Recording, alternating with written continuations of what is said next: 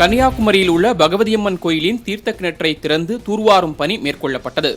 கன்னியாகுமரியில் 1000 ஆண்டுகள் பழமையான பகவதியம்மன் கோயிலின் உள்பிரகாரத்தில் வடக்கு பக்கம் பழமையான புனித தீர்த்த கிணறு ஒன்று உள்ளது. இந்த கிணறு கடற்கரையிலிருந்து 50 அடி தூரத்தில் இருந்தும் இதன் நீர் உப்பு கரிக்காமல் குடிநீராகவே உள்ளது. இந்த நீரை எடுத்து பகவதியம்மனுக்கு அபிஷேகம் செய்வதுடன் நெய்வேத்தியம் செய்யவும் பயன்படுத்துகின்றனர். இந்நிலையில் இந்து அறநிலையத்துறை அறங்காவலர் குழுவினர் அரசு அனுமதி பெற்று 1000 ஆண்டுகளாக திறக்கப்படாமல் இருந்த இந்த கிணற்றை திறந்து தூர்வாரியதுடன் பக்தர்கள் போட்டுச் செல்லும் நாணயங்களை எடுத்து எண்ணும் பணி நடைபெற்றது.